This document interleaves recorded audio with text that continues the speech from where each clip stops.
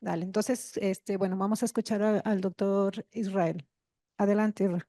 Hola, gracias. Primero que nada, quiero agradecer a Flor por la invitación. A Flor la conocí hace 3 años, fue miembro de mi comité sinodal en el examen de candidatura en la UNAM. Y pues con mucho gusto les vengo a presentar este proyecto en colaboración con el doctor Adolfo Navarro, mi maestro, el curador de colección de aves de la Facultad de Ciencias de la UNAM, y el doctor John McCormack del Moore Laboratory of Zoology en Los Ángeles, que lleva como título Diversidad y diferenciación genómica entre aves y otros taxones montanos del Neotrópico, y que pienso me va a parecer muy interesante para aquellos que estudiamos patrones de divergencia y diferenciación en taxones de los sitios montanos. Particularmente me gustaría comenzar con que la diversidad genética es importante porque bajo dos rubros, bajo el rubro de la variación de la diversidad genómica, para comprender qué taxones, qué poblaciones ameritan un grado de prioridad de conservación, porque particularmente la diversidad genética es un umbral de resiliencia a disturbios ambientales. Y por otra parte, comprender y estudiar la diferenciación genómica porque nos permite evaluar los principales fases de divergencia en cualquier etapa de especiación, particularmente en especies que han permanecido en aislamiento histórico o permanecido en contacto secundario después de un proceso de divergencia. La mayoría de los estudios de consecuencias genéticas, a consecuencias genéticas me refiero a variables de diversidad genética y de diferenciación, han sido estudiadas particularmente en taxones del hemisferio norte. La mayoría de los estudios dictaminan que existieron refugios en las épocas de los glaciares, refugios ubicados más al sur respecto a las condiciones más extremas en el norte. Y estos taxones pues, han experimentado una fase de ciclos de fragmentación y expansión de rangos de distribución. En el neotrópico la situación cambia, no están, apenas estamos en esa fase de propuestas de hipótesis filogeográficas, pero a pesar de que estamos en esas fases, el neotrópico se caracteriza por presentar una gran diversidad de flora y fauna. Particularmente los sitios montañosos son ricos en biodiversidad y endemismos, donde aspectos de oscilaciones climáticas del Pleistoceno y complejidad del hábitat han promovido patrones de divergencia genética y diferenciación.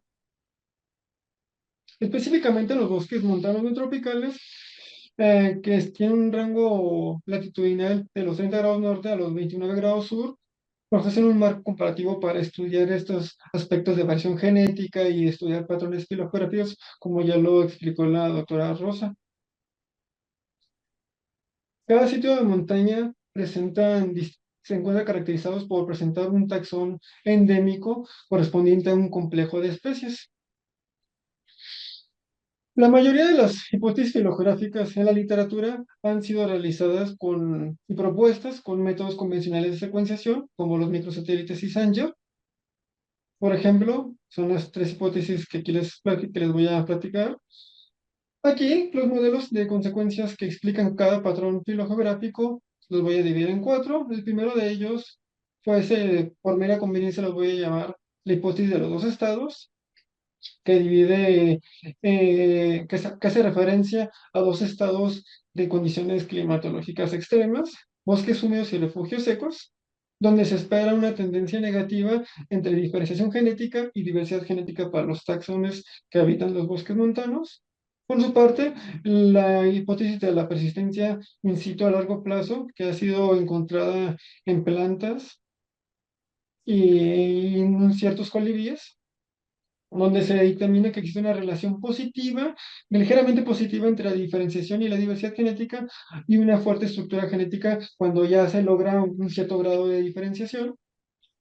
Por otra parte, la hipótesis del sistema de conectividad parpadeante que evoca un concepto de topografía que implica necesariamente una correspondencia positiva entre la diferenciación genética y la diversidad genética. Y nuestro modelo nulo es la hipótesis del equilibrio genómico, donde pues, prácticamente no existe una relación entre la diferenciación genética y la diversidad genética. Es decir, pues cada respuesta de las especies, si proyectáramos todas las especies de los bosques montanos en un espacio bivariado, pues representa casos de idiosincrasia que, que son respuestas prácticamente especie específicas.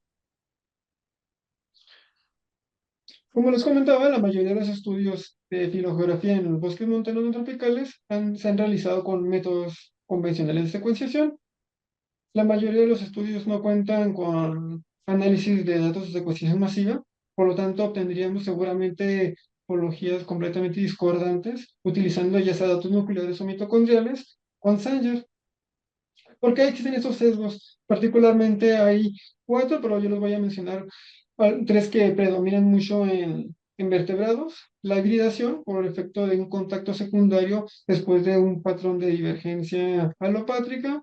El sorteo incompleto de linajes que predomina en complejos de especies con una divergencia reciente, pero donde los tamaños efectivos poblacionales son tan grandes que, que superan los tiempos de divergencia. Y pues prácticamente por efectos quizás un tanto estocásticos, porque al fin cada gen tiene una historia evolutiva distinta.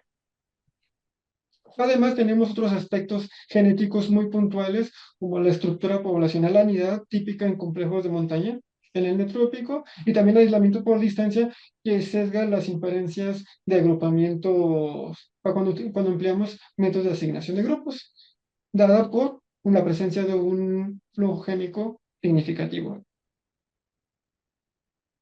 Todos estos factores prevalecen en taxones de los bosques montanos neotropicales, particularmente la abundancia de datos de microsatélites o de secuenciación Sanger no permite diferenciar a diferencia de SNPs cuando utilizamos un aislamiento por distancia significativo. Les comentaba que el uso de un solo gen no es representativo de la historia evolutiva y la presencia de factores genéticos podrían sesgar nuestras inferencias de Structure o de cualquier otra inferencia de genética del paisaje o filogeografía, particularmente en especies que han permanecido aisladas o han entrado en contacto secundario, como lo esperan taxones de los bosques montanos neotropicales. Un caso típico que a nosotros nos gusta mucho en el laboratorio es el complejo Ramón Brunei Cabrientizas de la zona de la transición mexicana. Cada, cada complejo, aquí cada área de distribución, de que en cada ecorregión se encuentra un taxón específico que representa todo un complejo. En los túxtelas se encuentra Apertus, plumaje rojo. En la Sierra Madre Oriental se encuentra Brunei Nuca. En la Sierra Madre del Sur se encuentra en la parte de Guerrero, Hueneri, que es morfológicamente igual a Sutoni de Oaxaca. Y en Chiapas, Remon macrorus. Lo interesante aquí es que este bichito, Arremon virenticus, que se pensaba que el plumaje verde era indicativo de monofilia recíproca respecto a otras aves, a otros arremos de plumaje verde, pues realmente se anida dentro de este grupo de aves de corona rufa. Y bien dice, pues prácticamente se encuentra aislado en la faja volcánica transmexicana y en la Sierra Madre Occidental. El uso de diferentes marcadores nos han dado, se han obtenido inferencias filogeográficas completamente contrastantes. Por ejemplo, él les comentaba que el plumaje pues, nos da una topología muy distinta, pensando que todos los arremon de plumaje verde y todos los arremon de plumaje rojo. Ya en el 2007 se empieza a encontrar que el verde pues, realmente es más evolutivamente cercano a los rojos que a los verdes. Y así la topología pues, prácticamente va cambiando con el distinto uso de datos mitocondriales, concatenados o no concatenados. Por fortuna, la llegada de la secuenciación masiva, a mí me gusta llamarle secuenciación más IVA, porque es realmente cara, pero bueno, es una pésima broma. El índice de secuenciación masiva nos ha permitido con una mejor resolución la delimitación de grupos, por lo tanto, para obtener una mejor asignación de valores de diversidad genética y diferenciación y estudiar patrones filogeográficos. Ya el objetivo de este estudio pues, es prácticamente evaluar la relación entre la diversidad y la diferenciación genómica en taxones de los bosques montanos tropicales bajo un enfoque comparativo, particularmente en cuatro objetivos particulares. Uno fue con base en la revisión de la literatura, una revisión sistemática, que hayan utilizado datos de secuenciación de nueva generación del tipo de la segunda generación, que es RAD-SIG, DD-RAD, GBS o elementos ultraconservados. Cuando estos datos estuvieran disponibles, solicitarles a los autores el archivo BCP eh, crudo, obtenido directamente del llamado de SNIPS, para nosotros aplicar los filtros necesarios para que el estudio sea lo más comparable posible. Nosotros aportamos después datos nuevos de Arremon para evaluar y con los archivos BCP evaluar la estructura de los grupos y validar estos grupos genéticos en el espacio geográfico. Una vez de que delimitamos los grupos, pues evaluamos la diferenciación genómica y la diversidad genética de cada uno de esos grupos. Y después, como último objetivo particular, fue evaluar la tendencia que hay entre la diferenciación genómica y la diversidad genómica. Nuestra hipótesis fue que dada que los regímenes de humedad han permanecido medianamente más constantes en las zonas de la zona de la transición sudamericana respecto a la zona de la transición mexicana, esperemos una mayor continuidad para taxones que se distribuyan en Sudamérica. Por lo tanto, esperaríamos una mayor diversidad genética y una menor diferenciación genómica respecto a todos los de la transición mexicana, por lo que se reflejaría en una relegación negativa. De acuerdo a la revisión de la literatura, encontramos 61 estudios.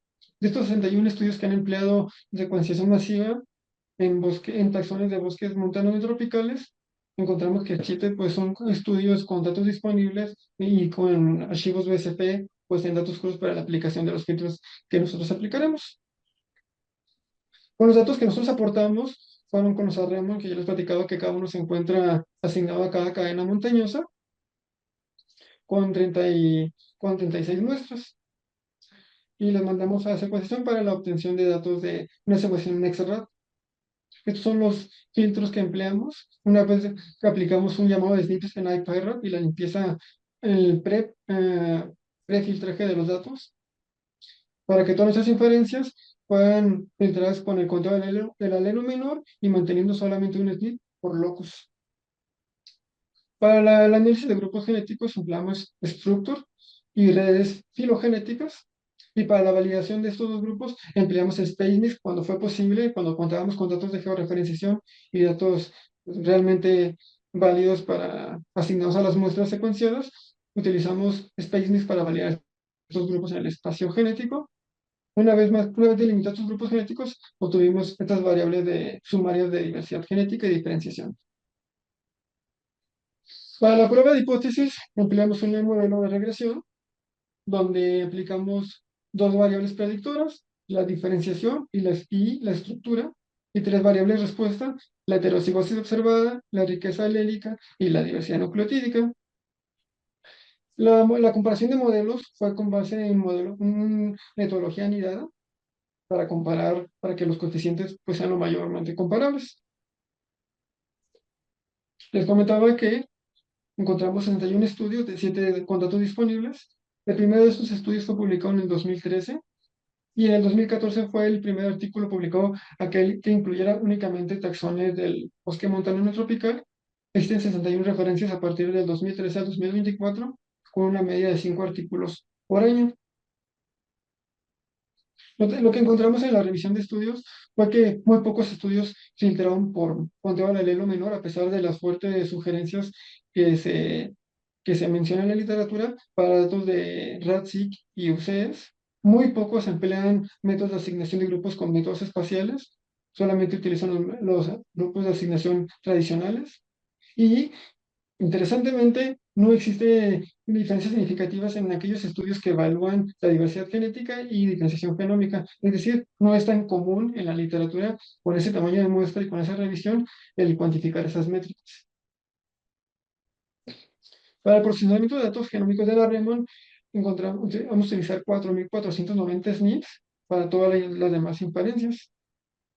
Encontramos una fuerte estructura genética dentro de este complejo en 6 grupos. Encontramos que hay una cierta estructura jerárquica anidada dentro de Sotoni de Oaxaca, que está asociada a la Sierra Madre del Sur y la Sierra Mazateca. Así que usamos una estructura anidado para encontrar si habían clústeres significativos y claramente pues hay. Como vemos que aquí pues, sí pudiera existir un efecto de aislamiento por distancia, esta presencia de clúster, esta mezcla de parentesco genético dentro de este estos grupos, pues empleamos SpaceMix y determinamos que esencialmente Coeneri se encuentra espacialmente separado de todos los Sutonis, pero coincidentemente los Sutonis de Oaxaca, de la sitio montañosa de Oaxaca, pues se traslapan, por lo tanto, estadísticamente es un solo clúster, no son dos. Y podemos ver que las muestras de cada los demás clústeres pues no se traslapan en el espacio ambiental y que están muy bien delimitadas en la red filogenética. La diferenciación genómica dentro de este complejo fue relativamente alta, con una FST de 0.35 y con un rango de 0.047 a 0.47.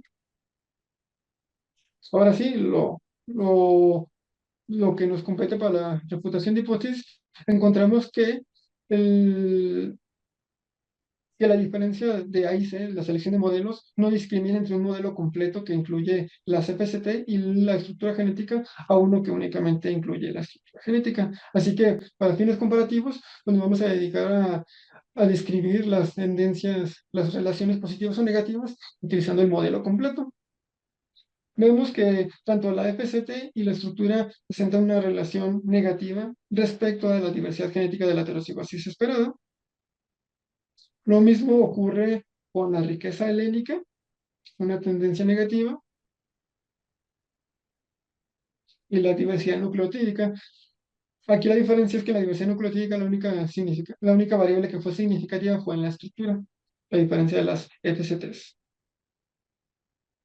Ahora sí, para las cuestiones ecológicas, ornitológicas, encontramos cuestiones muy interesantes. Si siguiéramos para fines descriptivos, vamos a utilizar coordenadas cartesianas donde vamos a nombrar cada cuadrante 1, 2, 3 y 4. Los cuadrantes superiores 1 y 2 se encuentran en la mayoría de los taxones de la zona de la transición sudamericana y los cuadrantes inferiores, la mayoría de los taxones de la zona de la transición mexicana, en el norte.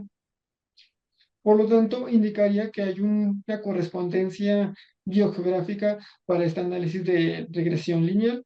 La tendencia fue negativa entre FCTs y la diversidad de la heterocigosis esperada, por lo que reflejaría un modelo de los dos estados, refugios secos y bosques húmedos. Notablemente, en el cuadrante 3, donde está Arrema y Pípilo, se caracteriza por tener miembros, especies que usualmente forrajan en el suelo, de tamaño mediano, granívoras, insectívoras en menor proporción, mientras que las de los cuadrantes superiores no son aves que suelen dispersarse, tienen una mayor capacidad de dispersión y suelen forrajear en la copa de los árboles y en menor proporción en forrajear en estratos medios de vegetación.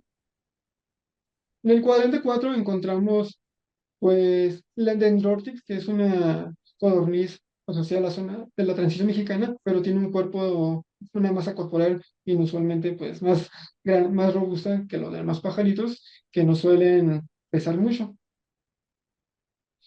Por supuesto, también existen casos que desafían esta correspondencia biogeográfica. Por ejemplo, un estudio muy bonito de Diana, alumna del doctor Eduardo Ruiz, evaluó Quirantodendron y ellos encontraron que Quirantodendron, utilizando modelos de distribución de especies y modelo demográfico, se ajuste a los bosques húmedos, a la hipótesis de los bosques húmedos. Es decir, si proyectáramos Quirantodendron, como realmente lo hicimos, se encuentra arriba de la media para que indicaría los bosques húmedos. Si uno partiera de ese supuesto, uno pensaría que este cuadrante, el cuadrante uno, corresponde a ese estado de llamado bosques húmedos. Por supuesto, también hay excepciones a la regla. Una de ellas es el complejo Nematraupis de Sudamérica, que se ubica dentro del cuadrante 4, con los demás taxones vertebrados de Sudamérica, de Mesoamérica, de la zona de transición mexicana. Este complejo se caracteriza porque, al igual que muchos de los taxones de la zona de la transición mexicana, presentan distribuciones muy separadas y discontinuas, a diferencia de lo usualmente esperado en aves canoras de Sudamérica. También Tiránide, que tiene una distribución un poco más continua y que pues, ligeramente tiene una mayor diversidad genética, asemejándose más a los bosques húmedos, pero no llega a tal grado de superar la media. un ave tiránide que suele ser granívora y en menor proporción se alimenta de frutas.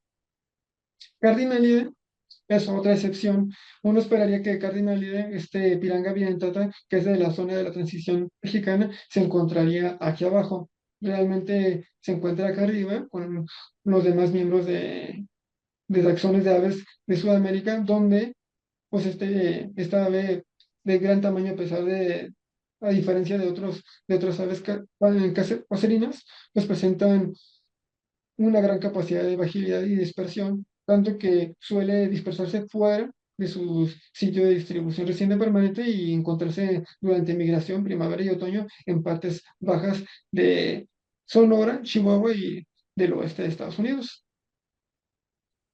Por lo tanto, se podría esperar que haya un mayor flujo génico entre sus poblaciones. Por supuesto, en el modelo de los dos estados de bosques húmedos y refugios secos hay una restricción temporal.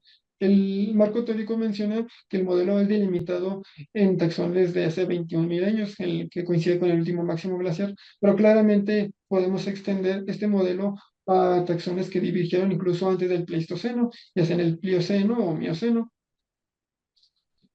También podríamos reajustar esta hipótesis con aspectos de ecología y biogeográfica para hacer nuestras hipótesis biogeográficas pues lo más predictivas posibles, ya que a lo largo de Centroamérica, que corresponde al dominio del Pacífico, pues tenemos reptiles que divergieron, por supuesto, muy antes que Pleistoceno. La obtención de muchos de los taxones dentro de los refugios secos en nuestro diagrama bivariado coincide particularmente con la literatura, porque ya que se menciona que el aspecto filográfico es muy marcado en los taxones de los refugios secos, donde hay una baja diversidad genética, pero una fuerte estructura poblacional. Como conclusiones generales, pues bueno, nos gustaría más probar esta hipótesis de la universidad de los dos estados, particularmente metiendo tiempos de divergencia como variable predictora, evaluar los tamaños efectivos poblacionales con un mayor tamaño de muestra para cada taxón y agregar rasgos de historia de vida para hacer nuestras hipótesis lo más predictivas posibles. También nos faltan mucho los taxones que se encuentran en el dominio biogeográfico del Pacífico, aquí en Centroamérica, y que podrían arrojar más robustez al modelo planteado. Y por supuesto, sería increíble que las revistas, los journals, hicieran mandatorio disponible, que se hicieran disponible completamente los archivos BSP sin filtrar y que las muestras estuvieran georreferenciadas para probar efectos del aislamiento por distancia que pudieran estar influyendo o afectando nuestras inferencias en la asignación de grupos. Más que nada, me gustaría agradecer a Flor y al comité organizador por la invitación a este muy interesante congreso. Por supuesto, a todos los amigos y colegas que compartieron sus datos de secuenciación masiva para este muy interesante proyecto. Y por supuesto, muchísimas gracias a todos ustedes. Espero que les haya gustado y cualquier duda, con mucho gusto responderé sus dudas.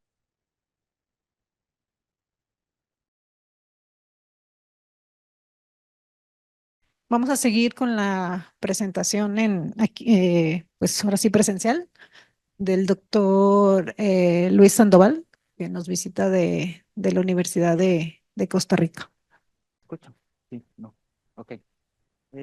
Muchas gracias por la invitación a Flor, primero que todo, a este simposio. Y yo les vengo a hablar un poco acerca de cómo afecta la urbanización la diversidad genética de las aves. Y para esto nosotros utilizamos un modelo con una especie que es tolerante a los ambientes urbanos y otra especie que sobrevive dentro de los ambientes urbanos, pero que realmente no se ve beneficiada cuando se da este desarrollo. Quisiera empezar poniendo en contexto, ¿verdad?, la urbanización, que es el segundo problema más grande del planeta después del cambio climático. Y no sé si saben, pero en el 2010 se dio un hito histórico en la humanidad, que fue la primera vez en la historia del planeta que más del 50% de las personas viven dentro de las ciudades. Eso es un fenómeno que no va a cambiar. Se proyecta que en los próximos 20 años el 65-70% de todas las personas vivan dentro de las ciudades y esto genera una presión muy grande porque los seres humanos inherentemente producimos una gran cantidad de basura, producimos una destrucción de los hábitats naturales en nuestro alrededor y, por lo tanto, dentro de las ciudades que van a crecer en todo el mundo, vamos a tener un aumento de la fragmentación de los hábitats naturales, como podemos ver en ambas imágenes. En la imagen de su derecha, ¿verdad? Se ven los parches aislados y en el de la izquierda también, ¿verdad? Entonces hay mucha fragmentación y muchas especies sobreviven dentro de los ambientes urbanos únicamente dentro de estos espacios naturales. Y las poblaciones van a estar fragmentadas y se van a mantener fragmentadas a lo largo del tiempo. Entonces, un ejemplo clásico es el siguiente, donde tenemos especies como aves, anfibios, reptiles, insectos, plantas, que pasa un fenómeno de desarrollo urbano y hay ciertas poblaciones que tienen capacidad para moverse dentro de estos parches, por ejemplo las aves, pero hay otras que no tanto debido a su baja movilidad, por ejemplo anfibios, reptiles. Y esto va a afectar de manera diferencial a cada uno de los grupos dependiendo de su capacidad de movilización o el uso de hábitat que tengan dentro de las ciudades. Este ejemplo es muy bonito, es una salamandra en Estados Unidos, donde se muestrearon 4 puntos, cada uno separado 200 metros entre sí, ambos lados de la interestatal I-64, y lo que se encontró es que la población A y B y la D y C son más similares entre ellas que lo que es A con D y B con C. Esto es una separación, ¿verdad?, de menos de 200 metros y únicamente por el desarrollo de esta carretera ya empezamos a ver diferenciación genética a niveles muy altos que va a lo largo del tiempo posiblemente a terminar en una divergencia muy alta en ambas poblaciones debido a que se cortó el flujo génico por una barrera tan pequeña como una carretera. Pero la urbanización no únicamente afecta la estructura genética, sino también afecta la evolución adaptativa, es decir, caracteres asociados a selección sexual y selección natural, y no adaptativa, especialmente asociados a deriva génica y flujo génico. Y en este estudio con Anolis en Puerto Rico se comparan en 3 ciudades, un sitio natural y un sitio urbano, cómo cambian la estructura morfológica de la especie. Y en este gráfico que está acá, tenemos las poblaciones en el eje X y el largo relativo de las extremidades. Y lo que vemos es que en los sitios urbanos, los individuos que sobreviven ahí tienen las extremidades más largas. Y los autores justifican esto porque en los sitios urbanos la estructura del hábitat tiene superficies más lisas y más grandes y por lo tanto para poder desplazarse y sobrevivir se requieren estructuras de movilidad, ¿verdad? Patas más largas comparado a los sitios urbanos donde las perchas son más pequeñas y más rugosas. Entonces vemos que la urbanización realmente tiene un efecto muy grande en la estructura genética de las especies. Costa Rica, en 1986 y el 2024, en esta comparativa, es la misma área, que es el Valle Central. Este es un valle que tiene 55 kilómetros de largo por 20 de ancho. Es donde vivimos la mayoría de personas en el país. Como pueden ver, el 55% de las personas, 2.700.000 personas aproximadamente, vivimos actualmente en el Valle Central. Y como se puede ver, la mancha gris ha aumentado significativamente en un periodo de 30 años. Y este desarrollo urbano no ha sido planeado, no tiene ningún tipo de manejo, y eso es lo común en todas las ciudades del mundo. Entonces se están quedando pequeños parches de ambientes urbanos, de ambientes naturales dentro de esta mancha urbana gigante, con poblaciones de especies aisladas que no conocemos realmente cómo están respondiendo a la urbanización. Por lo tanto, nosotros nos hemos dado la tarea de tratar de entender cómo los cambios a nivel de la urbanización está afectando a las poblaciones y las diferentes especies y aparte hacer comparaciones temporales. La urbanización realmente no tiene un efecto nada más longitudinal, sino también temporal. Hay ciudades que tienen 100 años, hay ciudades que tienen 10 años, inclusive con más desarrollo urbanístico que las de 100 años, y esto afecta de manera diferencial a cada una de las especies que sobreviven o que utilizan estos ambientes. Entonces, el día de hoy yo les voy a presentar resultados de 2 estudios que hemos hecho con Melosona leucotis y Troglodytes musculus.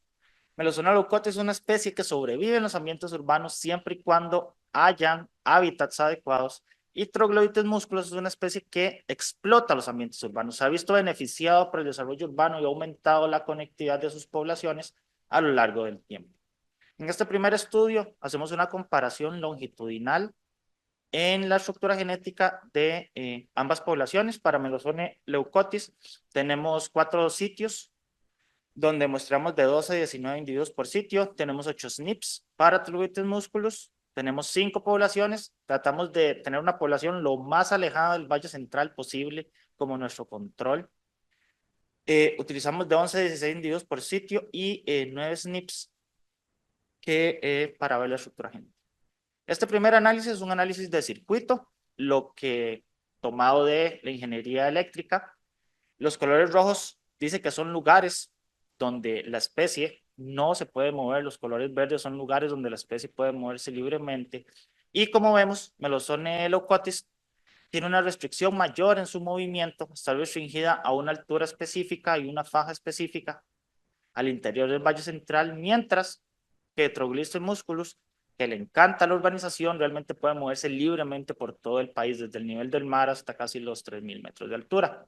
Entonces, esto es muy importante porque esto nos ayuda a explicar la estructura genética. En la parte superior es el resultado de Melosone leucotis, donde vemos un fenómeno de aislamiento por distancia, Monteverde y PSMTV y JBL, que es un jardín botánico de la universidad, son los sitios más separados y están acomodados de oeste a este, todos los sitios.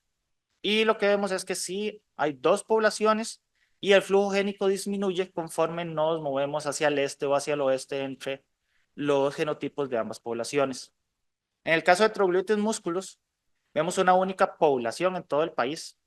Corredores, que es la población más al este, está separado de la población más cercana por 250 kilómetros y no hay, ¿verdad?, algún efecto de esa distancia en la estructura genética. Entonces, nosotros sí demostramos que el desarrollo urbano está afectando de manera diferente a cada una de las especies según cómo responden ellas a ese aislamiento y a ese desarrollo urbano.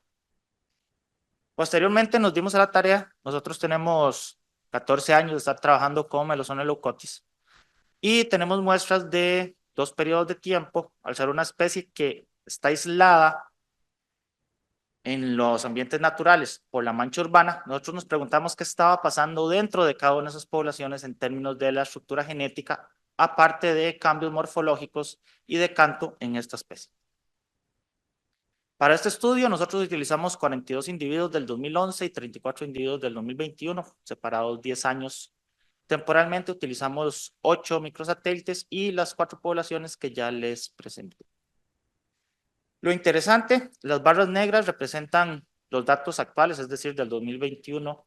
Las barras blancas son los datos del 2011 y las flechas rojas indican claramente que ha habido un aumento significativo en el grado de endogamia en cada una de las poblaciones, independientemente de dónde se encuentren en la matriz urbana.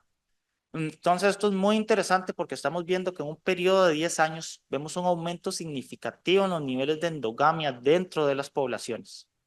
Y como les comenté, el desarrollo urbano va a seguir, es irreversible, entonces muchas poblaciones podrían verse afectadas de manera negativa por este aumento en endogamia dentro de cada una de los remanentes de población que quedan. Cuando nosotros hacemos en la parte superior, ¿verdad? Son los datos de Melosone leucotis para el 2011, otra vez aislamiento por distancia, y en el 2022 vemos que no está claro el tipo de aislamiento que tenemos, pero cuando hacemos los análisis más finos para ver cuánta variación genética se explica temporalmente y cuánta longitudinalmente, es muy similar. Entonces realmente el aislamiento espacial y el aislamiento temporal están influyendo de una manera significativamente similar en la estructura genética de las poblaciones. En un caso, para el temporal es 12% y para el longitudinal es 15%. Entonces, realmente, conforme pasa el tiempo, muy posiblemente la cantidad de variación genética que va a explicar el aislamiento temporal va a aumentar significativamente comparado a la parte longitudinal. Nosotros también comparamos, porque cada vez que capturamos un individuo, lo medimos, lo pesamos, lo grabamos. Comparamos cómo la estructura genética influencia las características del canto, porque en esta especie, en Melosone leucotis, el canto es muy importante para la reproducción. Vemos una relación positiva entre la estructura genética y el canto, entonces estamos teniendo un aislamiento no solo genético, sino también en la señal principal para atracción de pareja, y eso está influyendo nuevamente en el aislamiento y en mantener separadas las poblaciones dentro de los ambientes urbanos. Cuando comparamos la morfología, no hay una relación entre la estructura genética y la morfología de la especie. Y cuando asociamos la morfología y las características del canto, como era de esperar, tampoco encontramos una relación. Entonces, realmente parece que la causa principal de la variación, una vez que están aislados, se asocia a esa señal de atracción de pareja dentro de la especie. Más en detalle, ya viendo las partes de morfología, vemos que a lo largo del tiempo hay un decrecimiento en el tamaño de los individuos, principalmente de las hembras. Entonces, las hembras en cada población se está haciendo más pequeñas. Entonces, si asociamos el tamaño con el vigor reproductivo, especialmente en las hembras, estamos perdiendo vigor reproductivo a lo largo del tiempo por aislamiento. Y en el caso de los machos no encontramos un patrón. En el caso de la población menos, bueno, más rural, menos urbana, los machos más bien aumentaron el tamaño a lo largo del tiempo, pero en la población de desarrollo urbano intermedio, que es JBL, más bien los machos se están haciendo más pequeños y tenemos dos poblaciones donde no ha habido un cambio significativo en términos de morfología. Cuando analizamos particularmente el tamaño del pico, en machos únicamente, que está asociado a el canto, vemos otra vez que en Monteverde los machos están haciendo más grandes, pero están teniendo picos más pequeños. Y en el Jardín Botánico Lancaster, los machos, ¿verdad? Es el fenómeno al revés, se están haciendo más pequeños, pero el pico se está haciendo más grande. Entonces es interesante cómo no hay una asociación directa entre los cambios morfológicos y la estructura genética a lo largo del tiempo con lo que estamos viendo en términos de morfología de los individuos. Al analizar el canto, sí hay un aumento en duración y número de elementos entre el periodo del 2011 y el del 2021, y esto se asocia a que hay un aumento en los niveles de ruido constantes a lo largo del tiempo en los sitios urbanos. Entonces, producir cantos más largos con más elementos aumenta la probabilidad de los individuos de ser escuchados por los posibles receptores. Cuando ya lo vemos por población, el fenómeno se mantiene. En todas las poblaciones hay más elementos y más duración en los cantos, y esto está asociado con los niveles de ruido que nosotros hemos medido en los últimos 14 años. Lo que es interesante es que las dos poblaciones más urbanas, que son la Universidad de Costa Rica y el Jardín Botánico de la Universidad de Costa Rica, la frecuencia de máxima amplitud, esto es la frecuencia donde hay más energía en todo el canto, disminuye con el tiempo. Entonces hay un compromiso posiblemente entre qué tan largos y cuántos elementos pueden producir y a qué frecuencia pueden producir la mayor cantidad de energía para comunicarse. Entonces estamos viendo un equilibrio y una relación negativa entre vocalicemos más, invertimos más tiempo produciendo el canto, pero a cantidades de energía menor. Como conclusiones, la estructura genética de las especies está asociado a su relación con la dependencia de las áreas urbanas. Las especies que explotan los ambientes urbanos parecen beneficiarse, y más bien lo que uno esperaba anteriormente, que estas especies eran las que estaban aisladas porque el ambiente natural que predominaba, actualmente generan una única población a escala país, mientras que las poblaciones que se ven afectadas negativamente por el aislamiento del desarrollo urbano realmente tienen poca movilidad entre las poblaciones, y además esta poca movilidad está aumentando la endogamia dentro de las poblaciones, lo que va a afectar de manera negativa la conservación de las especies a largo plazo. Y finalmente hay una relación entre la estructura genética y las estructuras de canto, es decir, una señal de selección sexual en la especie que evita los ambientes urbanos. Entonces no solamente estamos viendo un efecto en la estructura genética, sino también en las características de atracción sexual, y esto es importante porque son los procesos incipientes de especiación en muchas especies, ¿verdad? Ya cuando las señales de reproducción sexual se empiezan a divergir entre las poblaciones y están asociadas directamente a la estructura. Con eso yo quisiera agradecer a todos los fuentes de apoyo a lo largo de estos 14 años Realmente, sin ellos este proyecto no se hubiera podido realizar y no se podría mantener a lo largo del tiempo. Y por supuesto al simposio y al congreso por haberme invitado. Muchas gracias.